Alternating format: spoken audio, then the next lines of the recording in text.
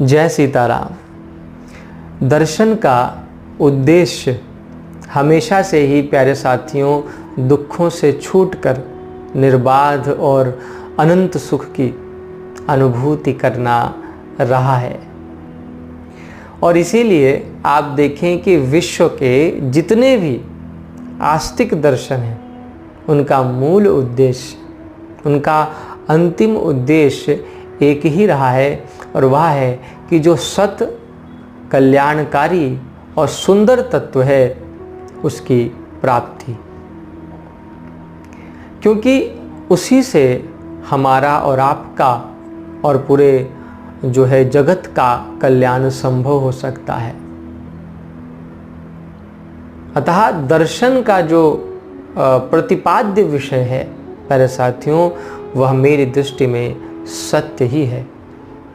और वेदों में आप देखें, उपनिषदों में आप देखें कि ऋषियों की जो आप्तवाणी है वो उसी सत्य का जो है वर्णन करती है, और उसी की ओर चलने की प्रेरणा जो है हमको और आपको देती है।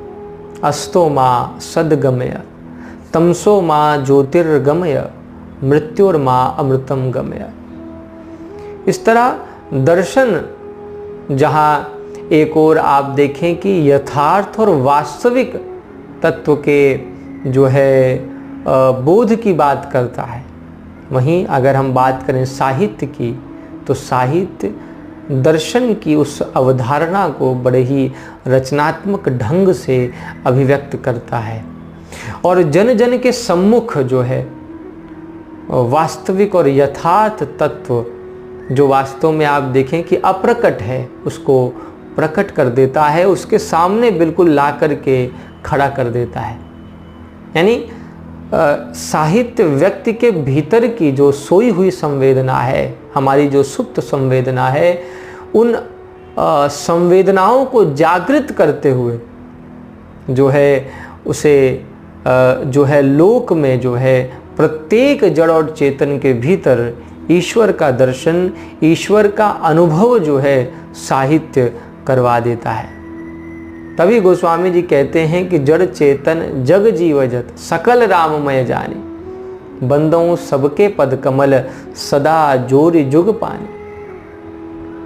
दर्शन क्या है, इसके विषय में धर्म सम्राट स्वामी श्री करपात्री जी महाराज कहते हैं कि दृश्यते वस्तु याथात्म्यम अनेन इति दर्शनम, अर्थात निर्दोष सत्य का अनुभव कराने वाला जो पवित्र विचार है वही वस्तुतः दर्शन है।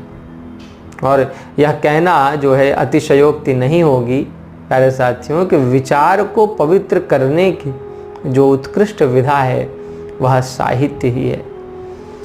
क्योंकि मुझे व्यक्तिगत तौर पर ऐसा लगता है कि साहित्य व्यक्ति को स्व से ऊंचा उठाकर उसे पर से जोड़ देता है, और फिर इस तरह वह दूसरों के दुख में दुख का और सुख में सुख का अनुभव करने लगता है। आप देखें कि जब तक व्यक्ति जो है स्वकेंद्रित रहता है तब तक उसके विचार उत्कृष्ट और पवित्र नहीं हो सकते। विचारों में उत्कृष्टता और पवित्रता तो अपने निजी स्वार्थों से ऊपर उठने पर, अपने व्यक्तिगत जो स्वार्थ है उनसे ऊपर उठने पर ही आती है। जब व्यक्ति राग द्वेष से रहित होकर के दूसरों के विषय में सोचता है तो उसका अंतःकरण पवित्रता की ओर जो है अग्रसर होता है। वह दूसरों की पीड़ा को उस समय अनुभव कर पाता है, और वह दूर हो जाए ऐसी कामना वह अपने अंतर में करता है।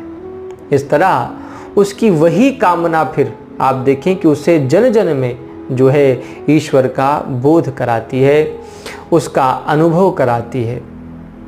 जब कविवर सूर्यकांत जो है त्रिपाठी निराला यह कहते हैं अपनी कविता में कि वह आता है दो टूक कलेजे के करता पछताता, पथ पर आता पेट पीठ दोनों मिलकर हैं एक, चल रहा लकुटिया टेक, मुट्ठी भर दाने को भूख मिटाने को, मुँह फटी पुरानी झोली का फैलाता वह आता, तो वे वास्तव में प्यारे साथियों उसी सत्य की, ईश्वर की बात करते हैं, जिसको कि हम और आप मंदिर या मस्जिद में खोजते हैं।